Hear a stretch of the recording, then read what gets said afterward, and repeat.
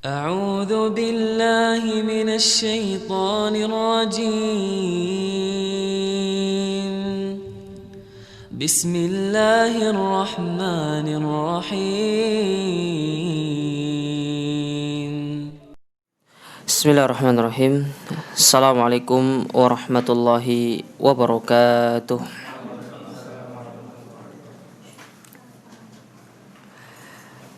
Innal hamdalillah nahmaduhu wa nasta'inuhu wa nastaghfiruh wa na'udzu billahi min syururi anfusina wa min sayyiati a'malina. Man yahdihillahu fala mudhillalah wa may yudlil fala hadiyalah. Asyhadu an la ilaha illallah wahdahu la syarikalah wa asyhadu anna Muhammadan abduhu wa rasuluh.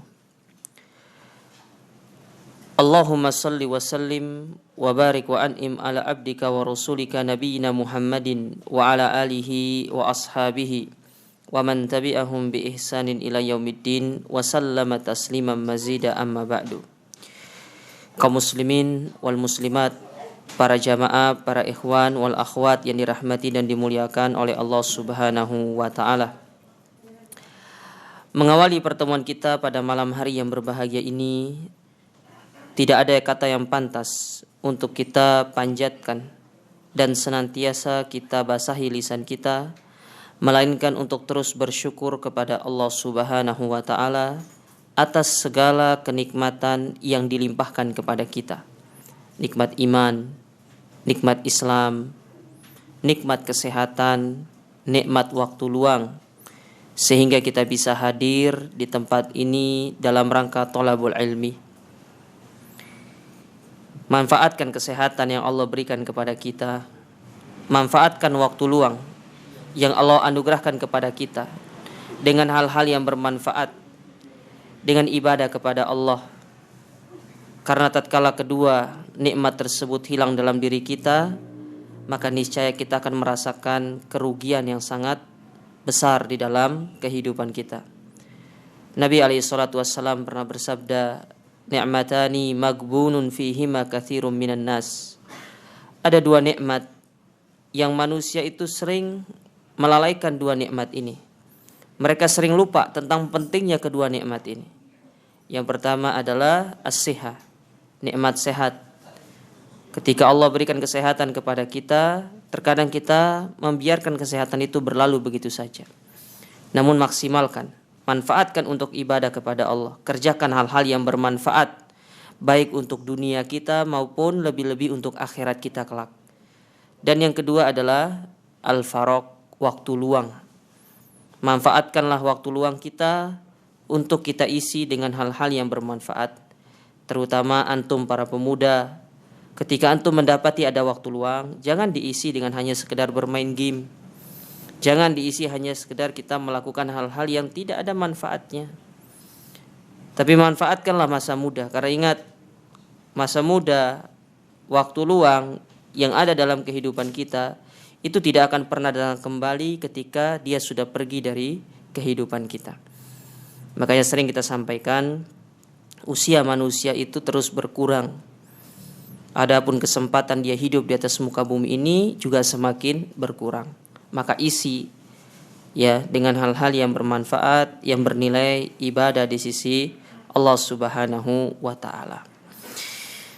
Para jamaah yang dirahmati dan dimuliakan oleh Allah, kembali malam hari ini kita akan melanjutkan pelajaran kita ya, untuk kita menghabiskan kitab Asyra Qawaid fil Istiqomah, 10 kaidah di dalam kita beristiqomah, yang ditulis oleh Fadilatul Syekh Abdul Razak Ibn Abdul Muhsin Al-Abbad Al-Badar hafizahullahu ta'ala. Dan sekarang kita masuk kepada kaidah yang ke-9. Ya, kaidah yang ke-9, yaitu al-mawani' minal istiqamah syubuhatud dhalal wasyahwatul ghai.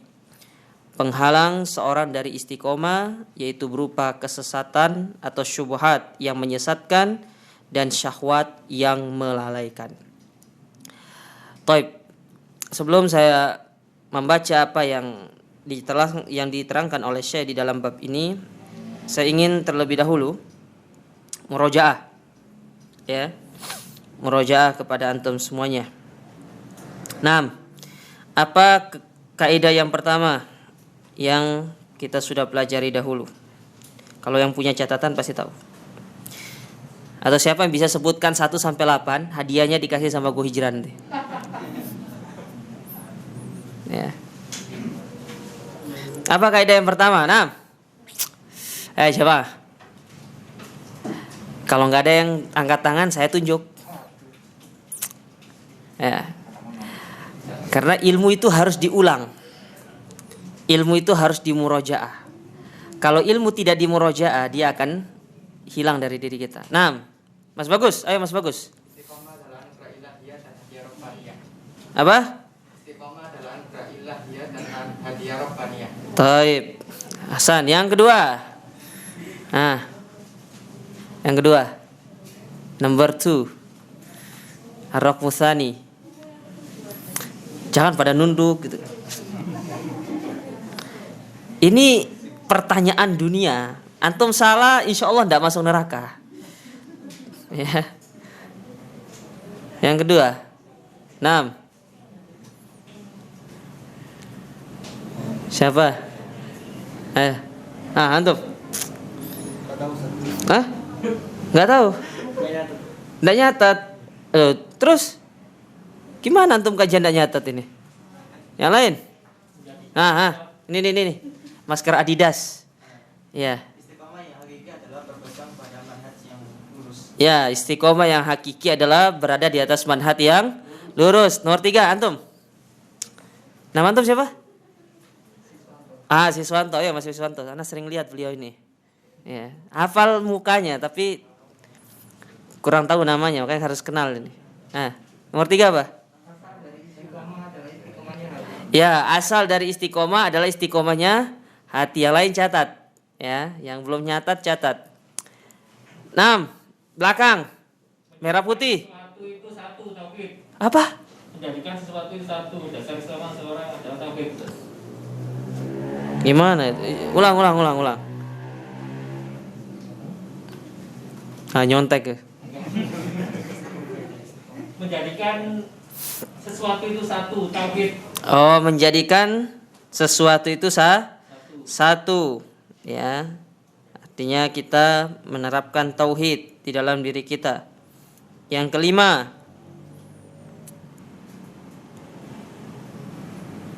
Siapa yang kelima? Ini nih. Yang pakai masker biru nih. Nyontek enggak apa-apa. Ya, nyontek yang boleh nih. Istiqomah itu selalu terkait dengan perkataan, perbuatan, dan niat. Ya, istiqomah itu berkaitan dengan perkataan, perbuatan dan ini harus sejalan. Tidak boleh antara perbuatan, lisan dengan niat itu berbeda. Karena ketika dia berbeda, maka kita termasuk orang-orang munafik. Makanya kata Nabi SAW, la yastaqimu imana abdin hatta yastaqima lisanu wa la yastaqima lisanu hatta yastaqima qalbah. Tidak akan istiqomah keimanan seorang sampai lisannya itu lurus, dan tidak akan istiqomah lisan seorang sampai hatinya lurus. Jadi hati, lisan dengan perbuatan itu harus segaris, harus lurus, harus sejalan. Nggak boleh lisannya mengatakan beriman tapi perbuatannya ya perbuatan syirik. Ini tidak dikatakan berada di atas istiqomah namanya itu. Ya, itu namanya menyimpang, dan itulah orang-orang munafikin. Mereka di hadapan Nabi mengatakan, ya amantu billah wa amantu bika. Kami beriman kepada Allah dan kepadamu. Tapi ketika mereka kembali bersama teman-teman mereka, ya kunna nastahzi'u bihi, kata mereka. Kami hanya bermain. Kami hanya mengejek dan mengolok-olok Muhammad. Ini orang-orang munafik. Ya, jadi harus hati kita, lisan kita, perbuatan kita harus lurus. Ya. Ketika Anda mengatakan aku beriman sama Allah, apa konsekuensi iman? Tidak boleh dusta, tidak boleh kita berbohong, tidak boleh kita memfitnah, tidak boleh kita berbicara yang kotor, ya, mempelesetkan kata-kata, ya, apa itu ada anjay segala macam itu. Ya, tidak boleh, tidak usah. Ya. Jangan, orang mukmin itu lurus-lurus saja. Ya, orang mukmin itu lurus-lurus saja.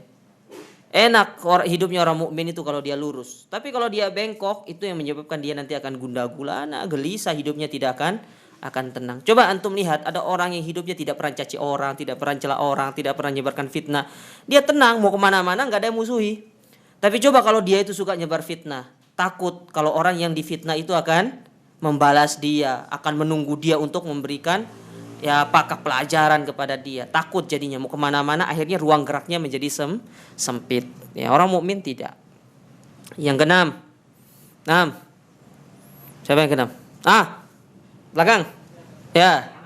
6.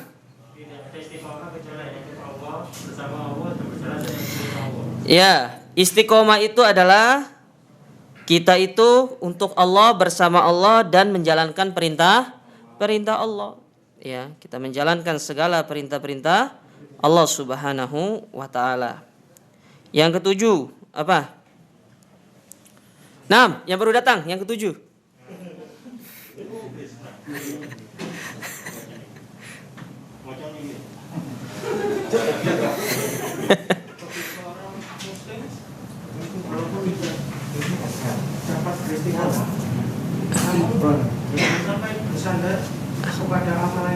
Ya, tidak boleh kita terlalu bersandar kepada amalan kita. Ya, jangan terlalu sombong, ujub dengan amalan. Ya, jangan terlalu ujub dengan amal yang kita kerjakan. Saya sudah sedekah, saya sudah sholat malam. Ya, semua itu merupakan karunia dan taufik dari Allah Subhanahu wa taala. Ada orang nginap dalam satu tempat tinggal, misalkan dalam satu hotel. Dengar suara alarm, ya, dalam waktu yang sama, tapi keduanya berbeda. Satunya sholat malam, satunya kembali tidur. Apa yang berbeda di situ? Taufik dari Allah Subhanahu wa taala. Jadi bukan karena ya usaha kita, bukan karena ya kemampuan kita, apalagi sampai bangga dengan amal. Semua itu karena taufik dari Allah, jamaah.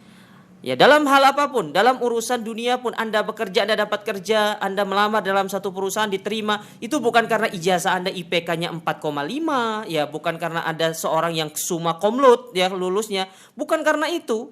Tapi semuanya itu merupakan taufik dari Allah Subhanahu wa taala. Anda buka usaha, Anda buka bisnis, ya.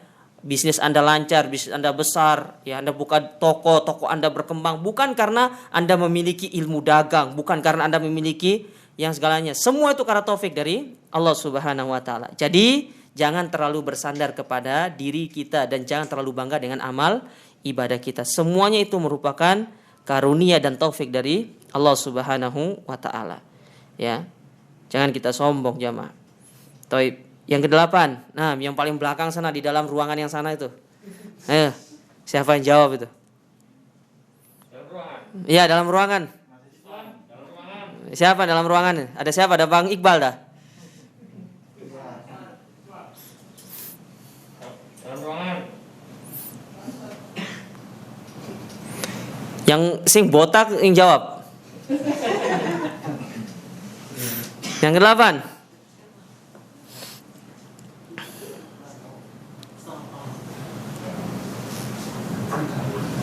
Ya, surah. Loh, endi iku?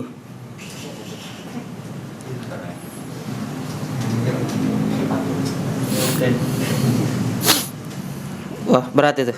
Lama. Yang lain? Yang ke-8 apa?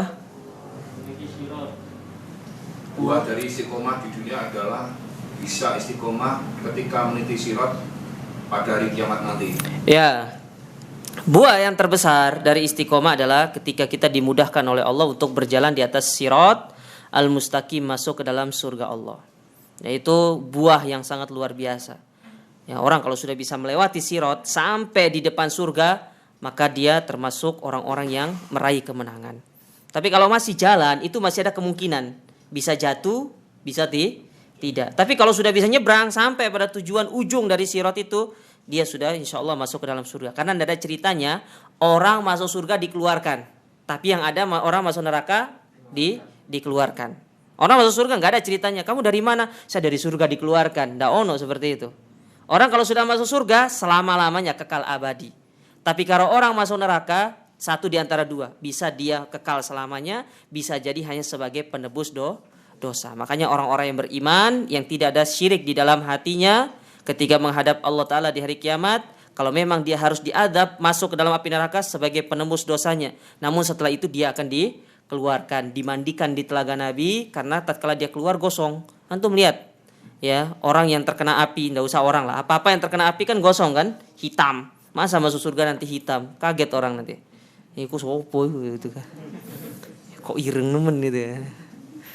Dimandikan dulu sampai ganteng gitu kan. Kalau sudah ganteng baru masuk ke dalam surga. Tenang. Ya, tidak usah khawatir. Ya, antum jelek di dunia tapi ganteng di akhirat. Ya, buktinya bidadari antum yang disiapkan untuk antum ada 70. Itu yang bagi ndak nikah.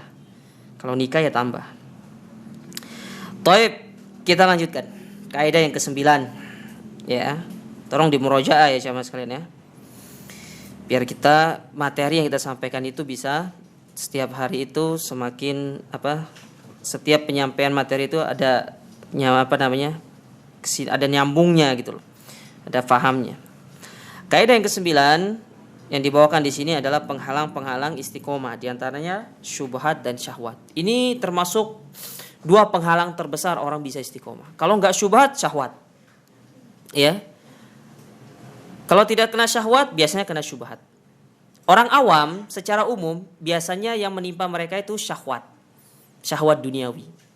Tapi kalau penuntut ilmu itu syubhat. Ya. Apa sih syahwat itu? Syahwat itu keinginan jiwa.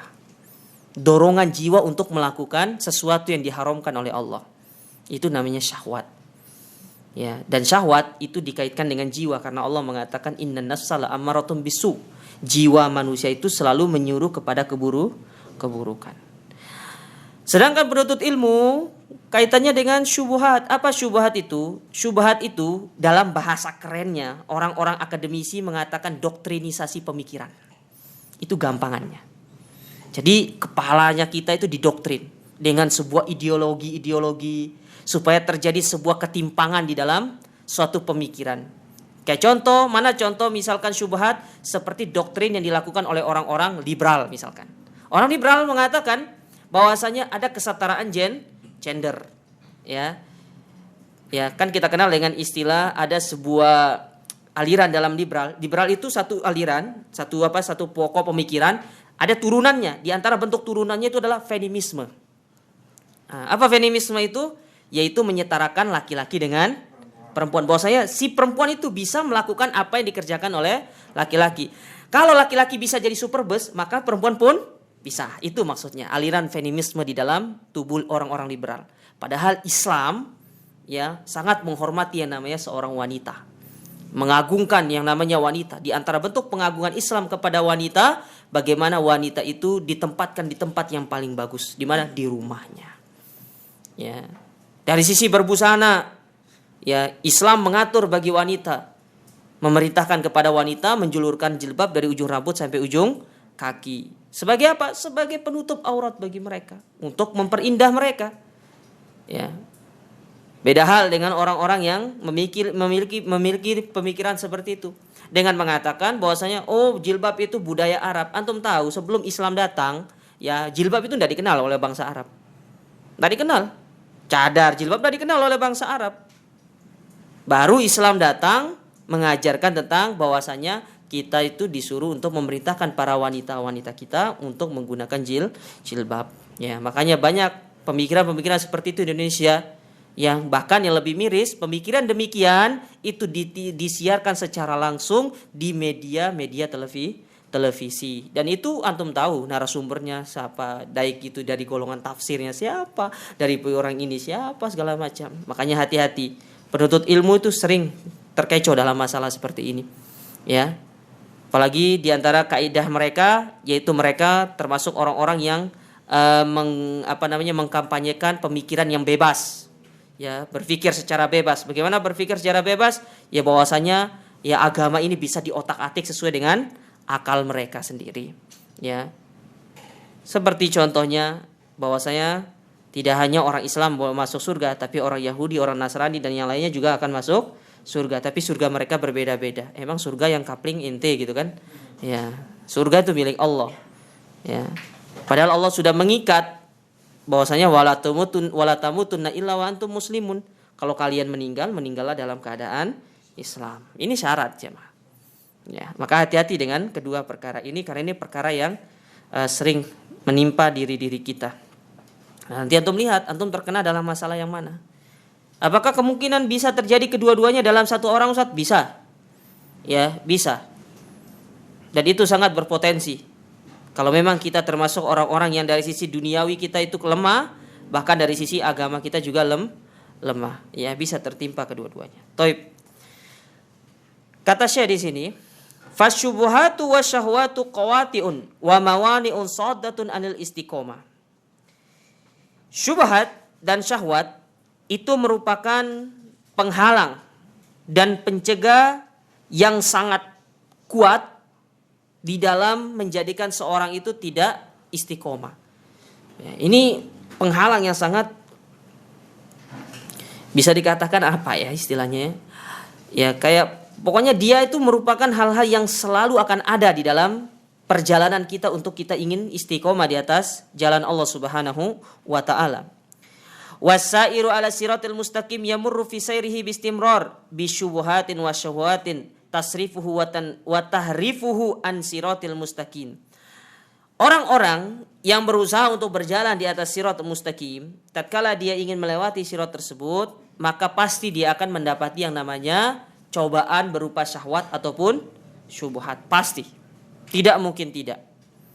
Ya, ketika antum memutuskan untuk hijrah dan ingin istiqomah di atas hijrah antum tersebut, antum memilih untuk berhijrah menuju dakwah salafiyah misalkan, meninggalkan kesyirikan, banyak ya hal-hal yang akan mendatangi diri antum, cobaan-cobaan yang akan mendatangi diri antum, terutama misalkan berupa syubhat dari orang, apa ini ikut Wahabi itu sok benar sendiri, ya, kata seperti itu.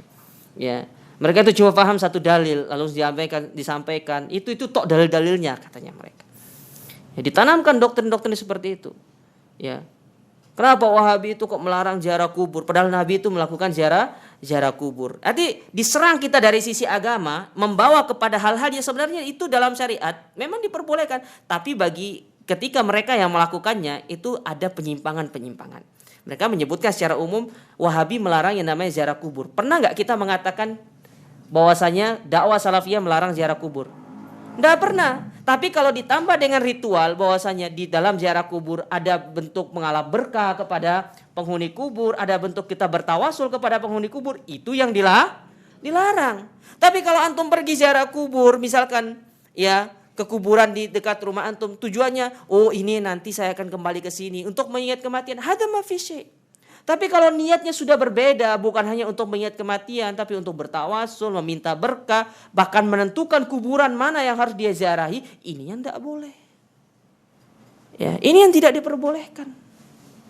Ya.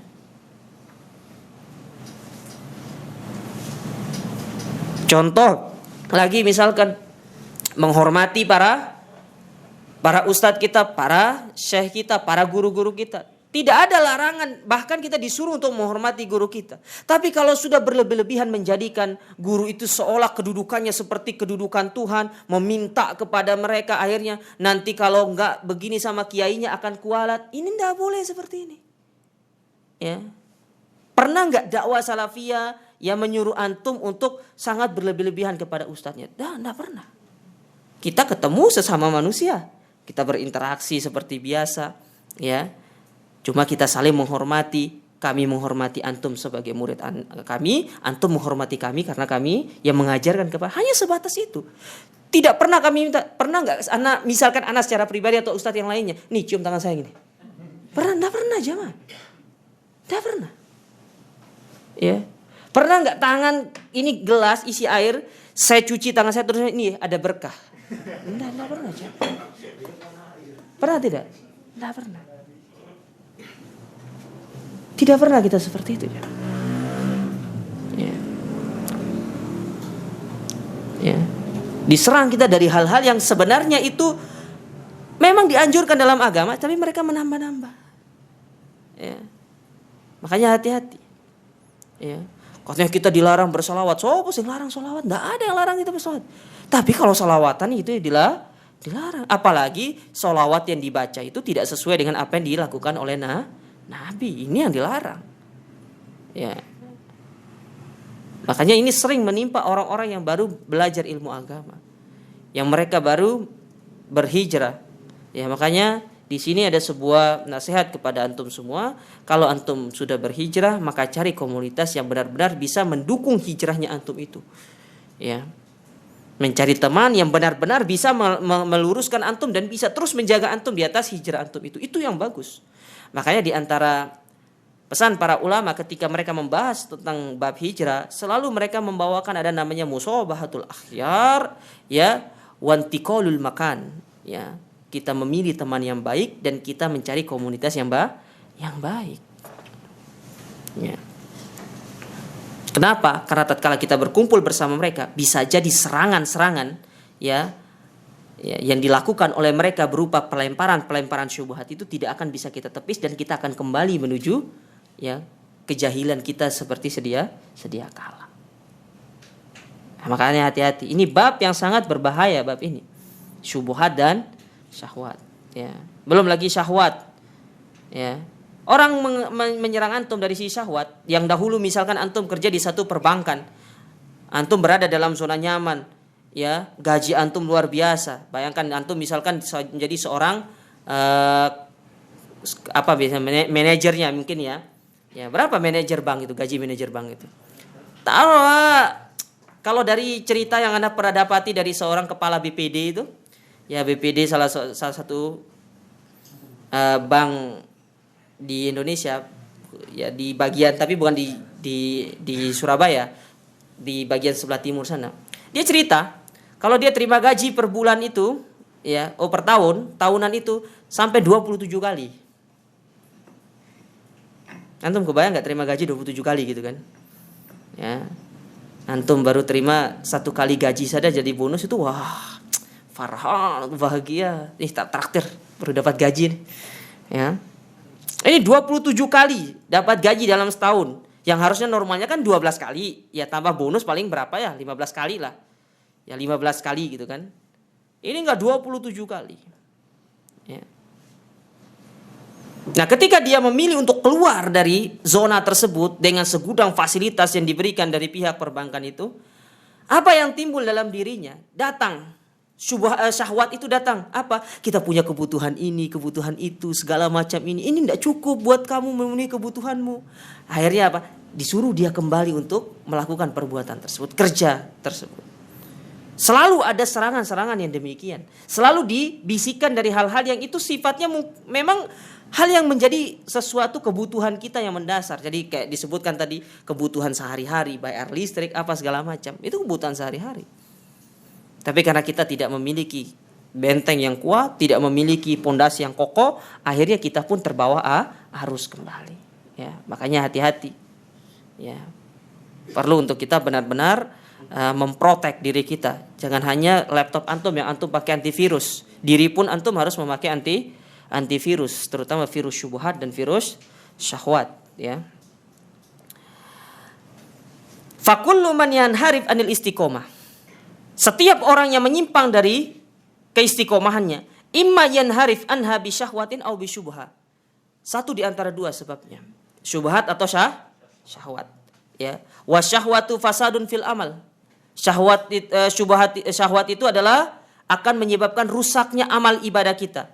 Wa syubhatu fasadun fil ilmi. Adapun syubhat itu akan menjadikan ilmu kita menjadi rusak. Ya itu tadi, kita sudah belajar baik-baik, tapi karena diserang dari sisi pemikiran, akhirnya ranculah diri kita. Memiliki pemikiran begini yang dahulunya jadi ustadz, tapi karena dia begini, akhirnya dia ya berhenti. Ya. Yang dulunya mendakwakan kepada yang hak, tapi karena dia terkena fitnah syubhat, sering kumpul bersama orang-orang yang suka melempar syubhat kepada dia, ya akhirnya dia menjadi ustadz yang menyeru kepada keburukan. Ya. Yang dahulunya semangat ibadah, tapi karena dia terkena fitnah syahwat, akhirnya meninggalkan ibadah. Terkadang antum sering dapati, ya, terutama yang baru ngaji itu, yang paling banyak itu memang dari sisi syahwat biasanya. Kita sering dibilang seperti apa sih kau dapat itu dari ngaji itu, tidak ada kau dapat. Asal kau pergi ikut saya. Ya. Ya. Kerja, ente punya anak, punya istri. Ya, ente punya tanggung jawab. Ya. Asal ente kerja sama anak gini. Ya, dilema.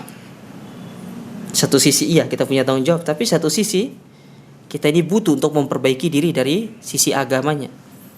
Karena ketahuilah jamaah, ketika Anda memilih untuk hijrah, tidak usah khawatir. Ya, tempelkan di rumah Anda firman Allah surat An-Nisa ayat yang ke-100.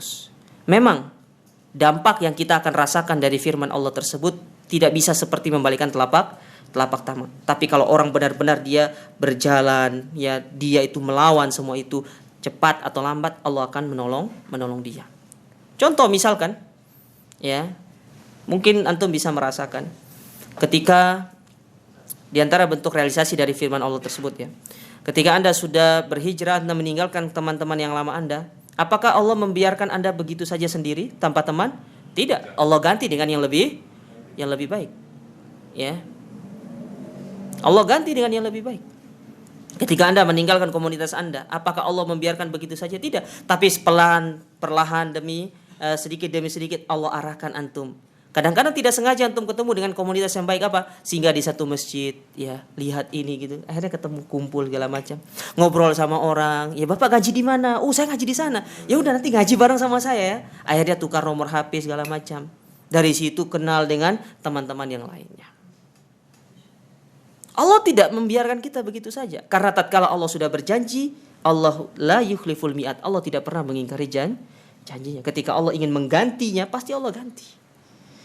Ya, namun sejauh mana keyakinan kita sama Allah Subhanahu wa taala. Kalau hanya setengah-setengah, ini yang menyebabkan kita nanti tidak akan bisa merasakan dampak dari atau buah dari apa yang kita lakukan tersebut dari kita hijrah itu. Allah taala berfirman dalam surat Al-An'am ayat 153. Kata Allah Subhanahu wa taala, wa anna hadza sirati mustaqiman fattabi'u, dan inilah jalanku yang lurus, ikutilah. Ikuti. Ya, ikuti jalan yang lurus tersebut. Wala tattabi'us subula fatafarraqu bikum an sabili. Jangan ikuti jalan-jalan selain daripada jalanku tersebut. Apa jalannya jalannya Allah taala itu? Yaitu Islam, sunnah Nabi, Al-Qur'an, hadis Nabi SAW, dan berada di atas manhaj yang lurus. Itu jalan Nabi. Itu jalannya Allah. Ikuti itu saja. Karena masuk ke dalamnya nanti yaitu tentang bagaimana kita mencari rezeki yang halal, bagaimana kita mencari pekerjaan yang baik, masuk ke dalamnya semua jalan yang lurus itu nanti.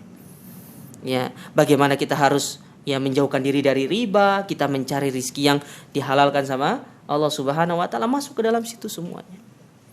Ya, makanya ikutilah jalan Allah yang lurus. Ya.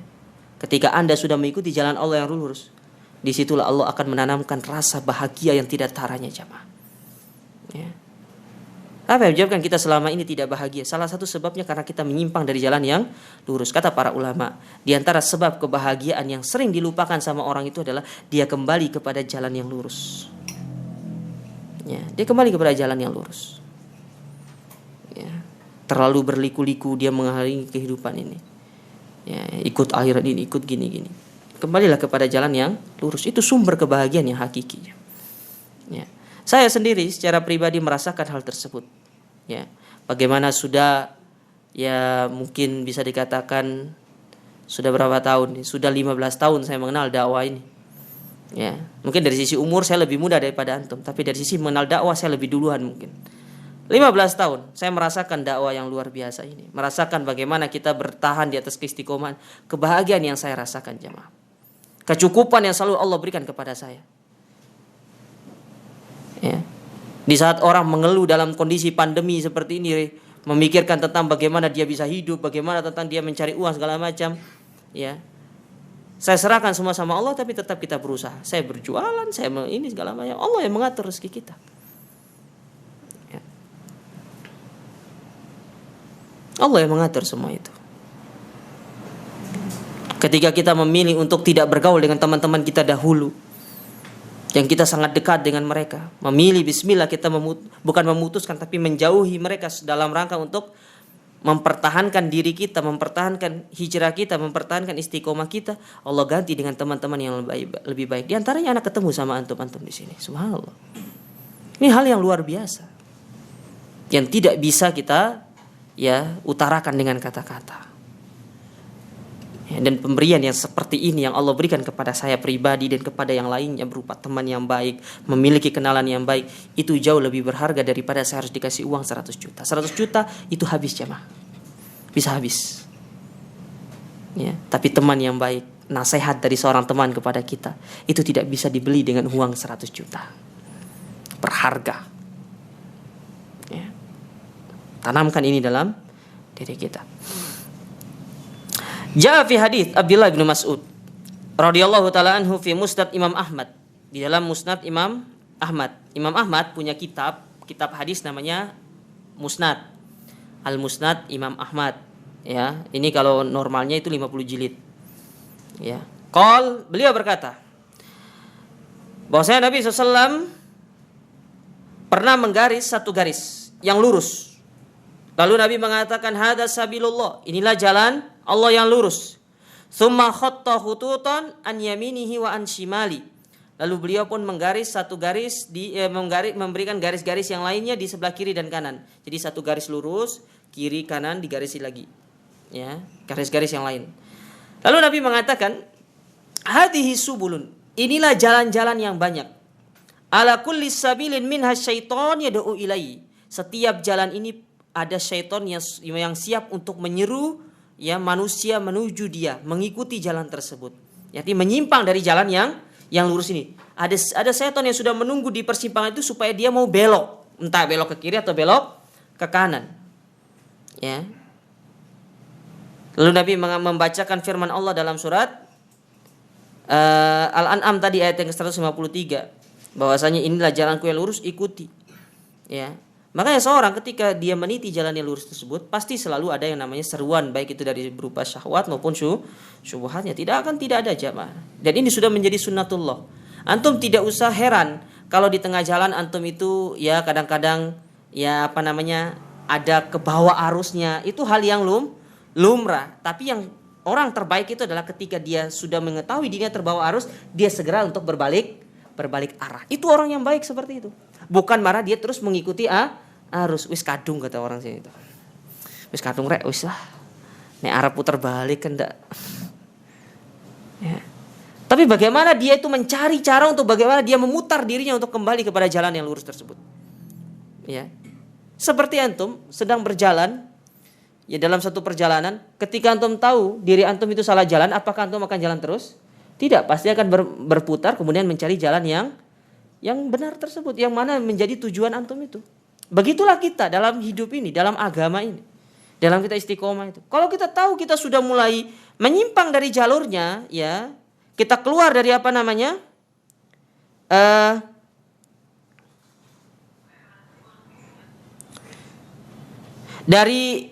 dari tracknya, kita keluar dari track kita. Coba cari cara untuk segera kembali.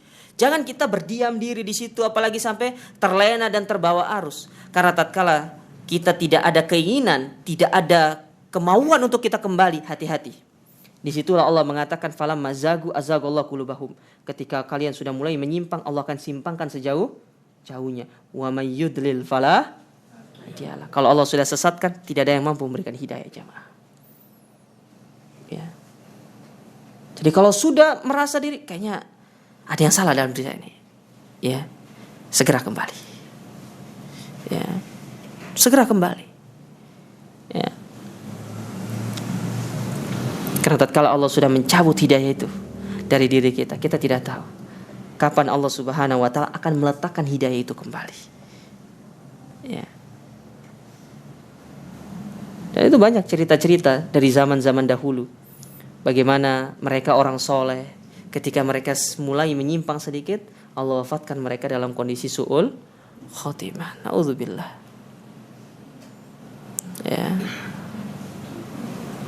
Maka benar-benar harus menjadi perhatian kita para jamaah sekalian. Wasyaiton alladzi yad'u ilal inhiraf anis siratil mustaqim. da'watuhu ilal inhirafi anis siratal mustaqim imma bisyubuhatin au bisyahwatin. Syaitan yang mana mereka itu selalu menyeru kepada penyimpangan dari jalan yang lurus, itu pasti menggunakan kedua elemen itu untuk menyesatkan manusia.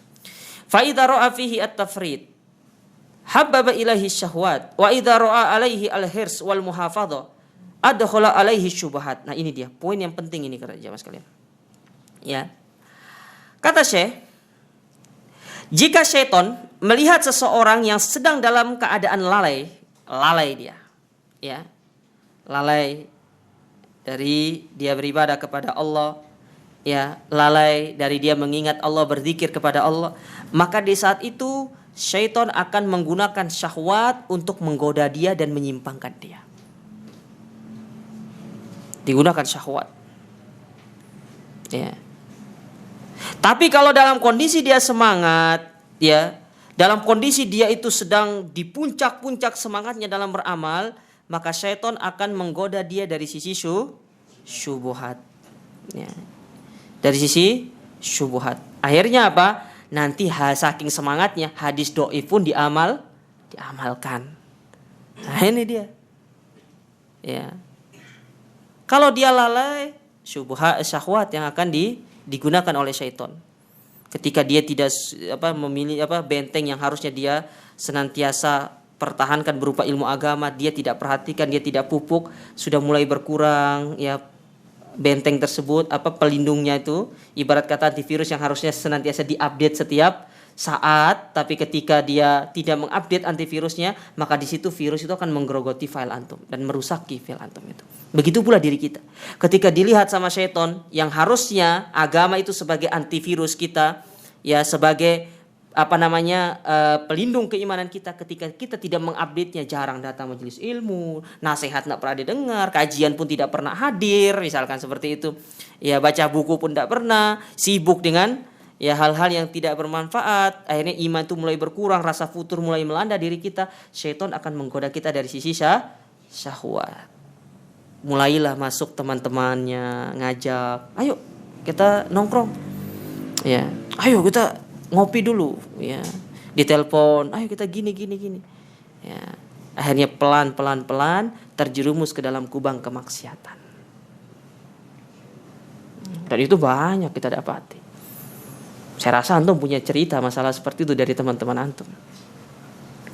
Bagaimana ketika dia sudah mulai dalam kondisi yang seperti itu, mudah diombang-ambing. Ya, akhirnya apa?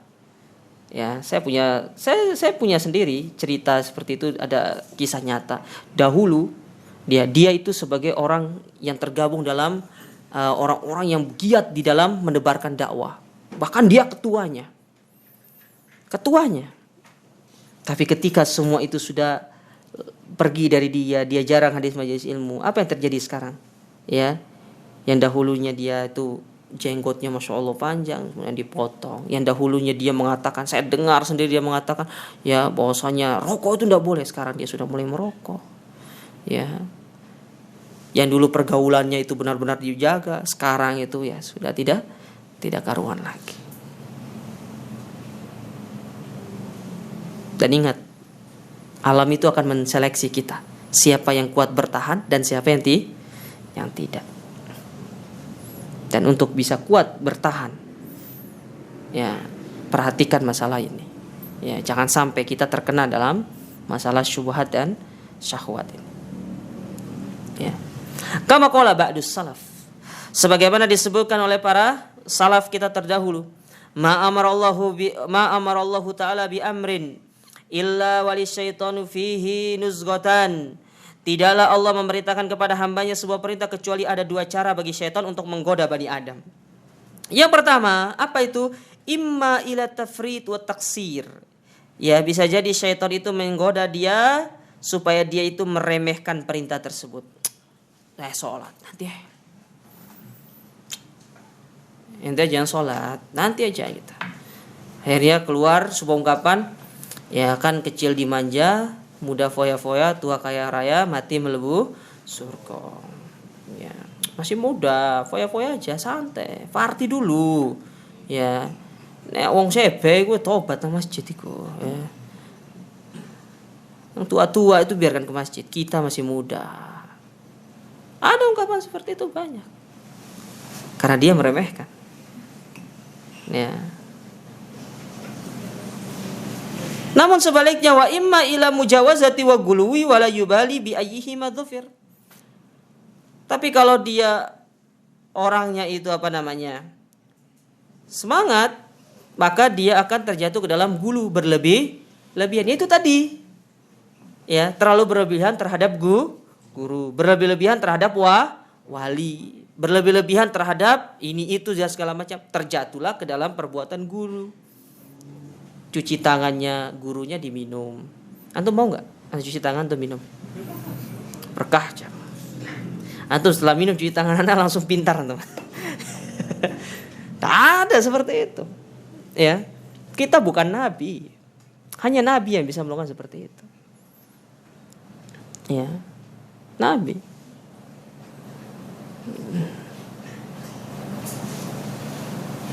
Terlalu jatuh dalam masalah berlebihan. Padahal agama itu baina ifrat wa tafrid. Tidak berlebih-lebihan, tidak pula meremehkan. Tengah-tengah. Makanya Allah mengatakan waja'alnakum ummatan wasata. Kami jadikan Islam itu tengah-tengah, pertengahan, tidak meremehkan, tidak pula berlebih-lebihan. Ketika dia beramal sesuai dalil, ya, dia pula tidak meremehkan masalah amal ibadah. Ya. Jadi jamaah, ya, hati-hati. Perkara ini perkara yang ya sangat ya perlu diwaspadai dan sangat harus diwaspadai. Ya. Masih panjang ya. Ya. Tapi saya tidak akan baca semua karena intinya itu di awal-awal sih sebenarnya. Ya. Supaya kita ada waktu untuk tanya jawab ya. Baik. Qala Ibnu Qayyim, berkata Imam Ibnu Qayyim di dalam kitab beliau berjudul Ighatsatul Lahfan, ya, min masayidis syaitan. Ya. Beliau mengatakan waqad iktata'a aktsarun nasi illa aqallu qalil fi hadaini alwadiyaini. Sungguh kebanyakan manusia mereka tidak sanggup untuk bisa melewati dua lembah ini. Yaitu dua perkara ini, syahwat dan syubhat. Wadiyut taksir wa wadiyul mujawaza wa ta'addi, yaitu lembah yang pertama bersikap meremehkan dan yang kedua yaitu bersikap berlebih-lebihan serta melampaui batas. Wal qalilu minhum jiddan asabit ala siratil ladzi kana alaihi Rasulullah sallallahu alaihi wasallam. Namun sedikit di antara ya kaum muslimin yang hanya mengikuti jalan yang lurus. Dan tuh lihat Surabaya atau Indonesia secara umum. Ya, yang ikuti dakwah salah banyak atau tidak? Tak terlalu, sedikit. Ya, sedikit. Tapi yang melampaui batas dan meremehkan agama banyak enggak? Banyak. Ya, banyak. Yang cuma sholat itu Jumatan aja ada. Yang cuma sholatnya itu 2 kali setahun ada. Sholat apa itu? Ya, hari raya. Yang cuma puasa awal sama akhirnya ada. Ada. Kalau ditanya kenapa puasa awal sama akhir? Ya kan syarat untuk mendapatkan Idul Fitri itu awal sama akhir. Banyak yang seperti itu. Ada juga yang berlebih-lebihannya. Ya, mana contoh berlebih-lebihan seperti di zaman Nabi dulu. Ditanya kepada istri-istri Nabi, gimana amalannya Nabi SAW? Oh, amalannya Nabi begini. Maka 3 orang ini bilang, ya amma ana fa usolli fala anam. Aku akan sholat terus tidak akan tidur. Nah, ini berlebih-lebihan namanya. Nabi tidur. Nabi ada waktu beliau juga tidak sholat. Bahkan dalam beberapa riwayat pernah Nabi itu seperti sholat asar itu kebablasan ketika perang Khandaq misalkan. Hampir bablas Nabi SAW. Ya. Itu untuk menunjukkan bahwasanya Nabi itu manusia biasa. Ya, ada satu lagi mengatakan amma ana fa'tazilun nisa, aku akan jauhi wanita. Ya, aku akan berpuasa selamanya. Ya, Nabi berpuasa atau tidak? Berpuasa. Ada enggak waktu tidak berpuasa? Ada waktunya. Ya, ada waktunya. Ya.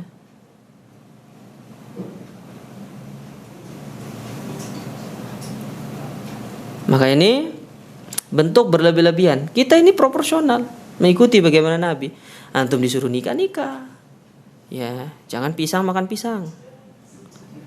Jeruk makan jeruk, ya. Oh, enaknya jeruk makan jeruk itu. Ya. Anda tuh heran sama orang-orang yang seperti itu.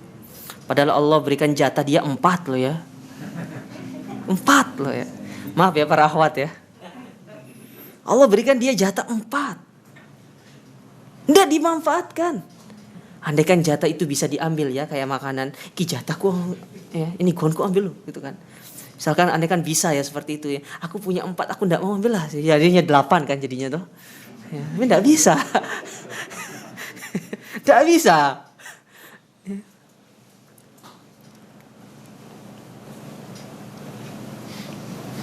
Ada kalanya kita puasa, ada kalanya tidak puasa. Ada kalanya kita menuntut ilmu, ada kalanya kita tuntut ilmu, ada kalanya kita harus bekerja. Tidak harus menuntut ilmu terus, ya. Tapi ada waktu untuk kita menuntut ilmu, ya. Ada waktunya. Makanya sering disampaikan oleh para ustadz kita, antum punya tanggung jawab, antum punya istri, antum punya anak, ya toh, antum punya ya tanggung jawab yang lainnya, antum cari segala macam, tapi jangan melupakan kewajiban yang lain berupa menuntut ilmu agama, ibadah. Nek sholat, waktunya sholat ya sholat gitu loh, ya. Waktunya sholat ya sholat. Waktunya kita ibadah, waktunya kita melakukan ketaatan sama Allah harus lakukan. Waktunya bekerja, bekerja, ya. Jangan dibalik. Waktunya ibadah antum pakai kerja, tapi waktunya kerja antum pakai malah main game. Malah pakai hal-hal yang lain. Ini zalim namanya. Ya jamaah, hati-hati. Ketika waktu Anda bekerja, Anda tidak amanah dengan pekerjaan itu, maka gaji yang antum dapatkan itu, kata para ulama, itu bisa menjadi gaji yang syubhat. Karena Anda tidak amanah dengan pekerjaan. Ketika Anda menandatangani kontrak, bahwasanya jam kerja Anda selama 8 jam itu tidak boleh melakukan aktivitasnya, hanya pekerjaan saja. Ketika Anda keluar dari surat perjanjian itu, Anda melakukan suatu kezaliman, dan bisa jadi gaji yang Anda dapatkan itu haram. Bagaimana ketika Anda mendapatkan sesuatu yang haram atau Anda kasih kepada anak Anda, istri Anda? Itulah yang menyebabkan rumah tangga menjadi retak salah satunya nanti. Sufi jemaah. Lihat bagaimana Islam sangat mengatur kita. Ya. Sangat mengatur kita. Supaya benar-benar kita berada di atas relnya, jalannya gitu loh. Ya, supaya kita benar kita ini lurus hidupnya gitu. Ya, benar-benar kita lurus. Ya. Makanya kata Imam Ibnu Qayyim di sini, ya sedikit orang-orang yang bisa istiqomah tersebut. Taib. Kita tutup pembahasan kita ini dengan sabda Nabi SAW. Adapun yang lainnya itu nanti antum bisa baca sendiri. Ya, karena ini penjelasan yang untuk sekedar menjelaskan saja sebagai tambahan penjelasan dari yang di depan, tapi intinya kita sudah sampaikan di depan, yaitu sabda Nabi SAW dalam hadis yang dikeluarkan oleh Al-Imam At-Tirmidzi, ya, dari sahabat Nawas ibn Sam'an dari Rasulullah SAW.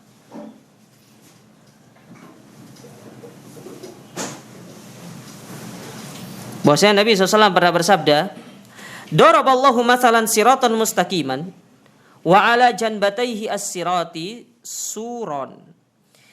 Allah memberikan sebuah permisalan bagi sirat al-mustaqim, itu jalannya yang lurus, ya. Yang mana di samping jalan tersebut, kedua samping jalan tersebut, ya kiri dan kanan, ada 2 tembok yang masing-masing memiliki pintu yang terbuka. Ya, ada masing-masing tembok yang mana di tembok-tembok tersebut ada pintu yang terbuka. Walal abwabi suturon murkhatun, dan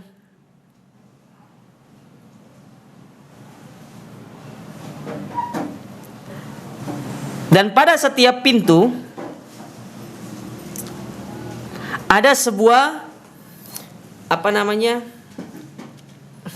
sutur, itu horden ya. Ada, jadi pintu terbuka ada hordennya. Ya, ibarat kita apa istilahnya? Horden kan ya? Horden kan?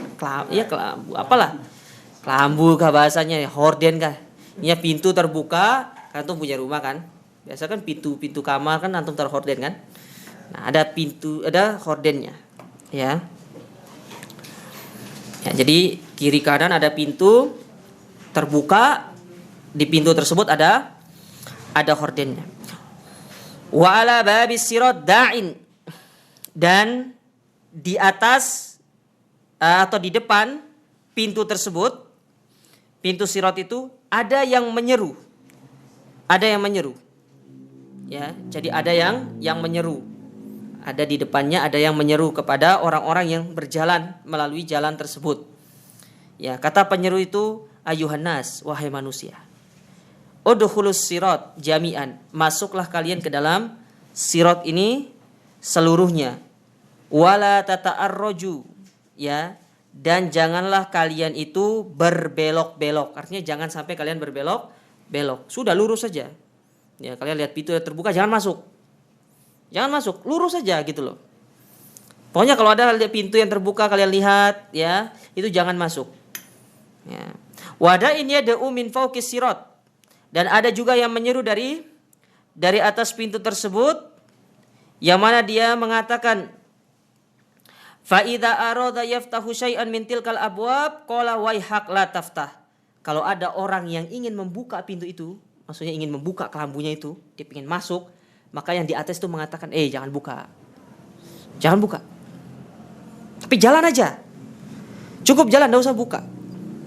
Ya. Enggak usah buka, jalan aja. Yang di bawah bilang terus jalan. Tapi kalau yang di atas ketika ada ingin membuka, dia mengatakan, jangan buka, jalan aja. Ya, lurus saja. Ya, enggak usah belok, enggak usah masuk ke sini, enggak usah masuk ke pintu yang terbuka ini. Ya. Qala, waihak, jangan buka, celaka kamu. Fa innaka in taftahu talijathu atau talijhu. Karena kalau kamu, kata yang di atas ini, kalau kamu mencoba untuk membuka pintu itu, ya, maka lalu kamu masuk ke dalamnya.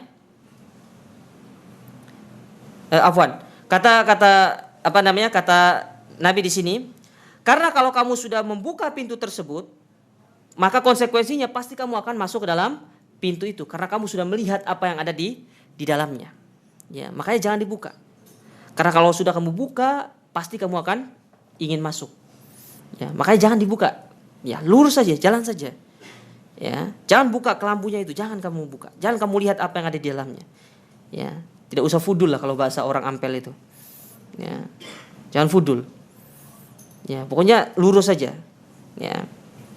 Maka kata Nabi SAW menjelaskan hal tersebut, apa yang dimaksud dengan jalan yang lurus itu, kemudian apa yang dimaksud dengan pintu-pintu, apa yang dimaksud dengan hordennya, apa yang dimaksud dengan yang di atasnya, lalu apa yang dimaksud dengan di bawahnya. Kata beliau, wasirat Islam. Adapun jalan itu, ya, jalan yang lurus itu adalah sirat.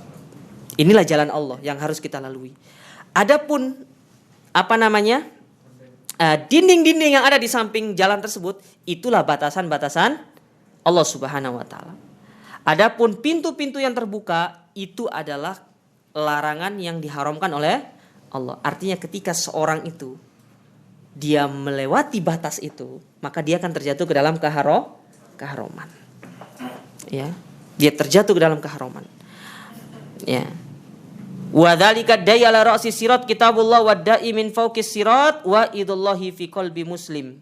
Adapun ya yang menyeru baik yang di atas maupun di bawah itu mereka adalah yang pertama Al-Qur'an. Kemudian yang di bawah adalah peringatan-peringatan Allah. Maksudnya apa? Kalau kamu masuk, ya, kamu terjatuh ke dalam keharaman, maka kamu akan mendapatkan dampak yang buruk. Sudah, enggak usah masuk, lurus saja. Kalau kamu lurus, ya, kamu akan mendapatkan apa yang dijanjikan oleh Allah. Tapi kalau kamu mencoba untuk masuk ke pintu-pintu yang terbuka itu, maka Allah sudah menyiapkan balasan bagi kamu yang melanggar perintah-perintah Allah Subhanahu wa taala. Gampangannya begini jamaah. Ketika antum sebagai seorang panitia, ya, antum punya peserta, antum bilang sama peserta ini, kalian jalan lurus, jangan bengkok. Kalau kamu bengkok saya diskualifikasi. Itu kurang lebih seperti itu. Nanti kalau sudah diskualifikasi saya kasih hukuman. Ya. Begitu pula dengan Allah Ta'ala. Allah ingin berkata demikian kepada kita, kamu lurus saja, jangan kamu masuk ke kiri dan ke kanan, ya karena itu sebagai batasan-batasan yang harus kamu jaga. Ketika kamu mencoba untuk masuk, maka kamu sudah siap untuk menanggung akibatnya. Ya, adapun mereka yang terus berjalan lurus, mereka itulah yang akan mendapatkan ya apa-apa yang dijanjikan oleh Allah Subhanahu wa taala berupa keutamaan dan pahala yang besar di sisi Allah Subhanahu wa taala. Baik para jamaah yang dirahmati dan dimuliakan oleh Allah, ya ini pas 1 jam kita menyampaikan materinya ya terkait dengan kaidah yang ke-9 ini, dan insyaallah pada pertemuan berikutnya kita akan masuk ke kaidah yang ke-10 dan semoga kita bisa menghatamkan atau menyelesaikan kitab ini supaya kita bisa pindah ke kitab yang baru ya. Dan insyaallah kalau pembelajaran baru itu saya ingin mengajarkan tentang masalah manhaj ya. Masalah manhaj, bagaimana metode di dalam kita beragama supaya kita ini menjadi seorang yang lebih kuat dan kokoh dari sisi manhaj dan tidak terombang-ambing oleh fitnah syubhat ya. Baik para jamaah sekalian, ada yang ingin bertanya maka kami persilakan. Wallahu taala alam.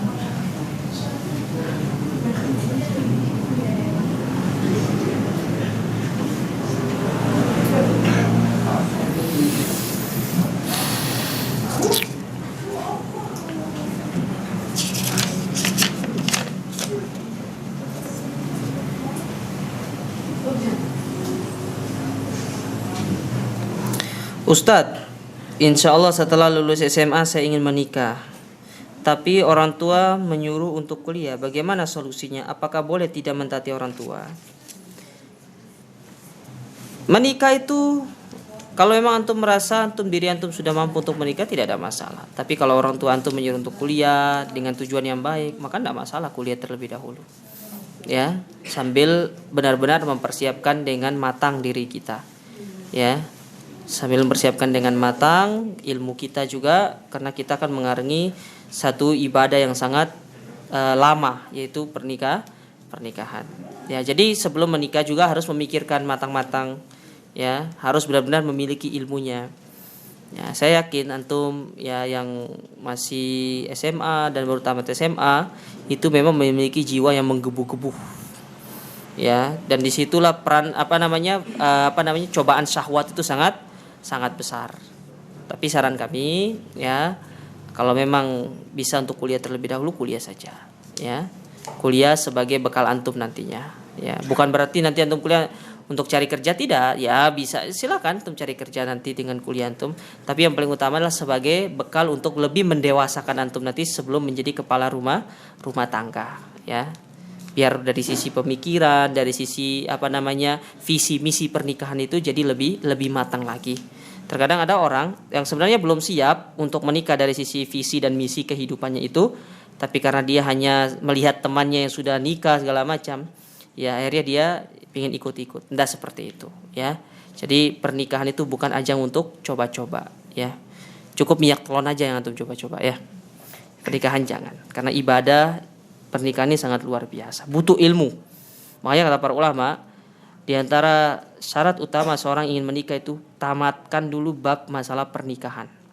Bab bukan hanya sekedar pernikahannya saja, bab pernikahan, bab masalah talak, bab masalah rujuk, bab masalah hulu ya, bab masalah yang lainnya. Pokoknya masalah pernikahan secara umum.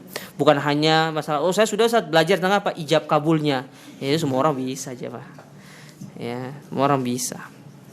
Tapi paling penting bagaimana bab hak suami dengan istrinya, hak istri terhadap suaminya, bab tentang kewajiban masing-masing. Ini yang terkadang kurang dari diri kita. Makanya harus dipelajari terlebih dahulu, ya.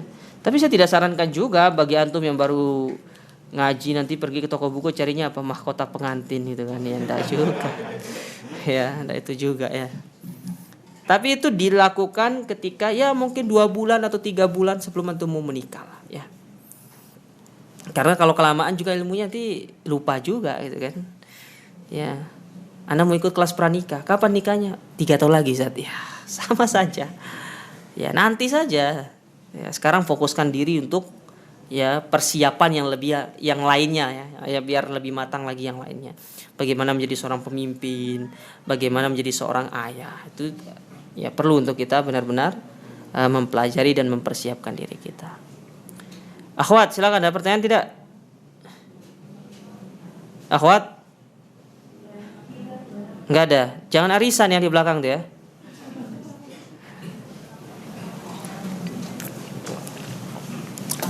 Ada yang lain? Cukup? Ya, saya rasa cukup ya. Ya. Karena tidak ada pertanyaan lagi, maka kita cukupkan. Dan insya Allah pada pertemuan berikutnya kita akan menghatamkan kitab ini. Ya, terus hadir, manfaatkan waktu jamaah. Ya, semoga apa yang disampaikan ini bermanfaat. Kita akhiri dengan doa kafaratul majlis. Subhanakallahumma rabbana bihamdika asyhadu an la ilaha illa anta astaghfiruka wa atubu ilaik. Wa sallallahu nabiyana Muhammad wa alihi wasallam wa akhiru da'wana alhamdulillahi rabbil alamin. Wassalamualaikum warahmatullahi wabarakatuh.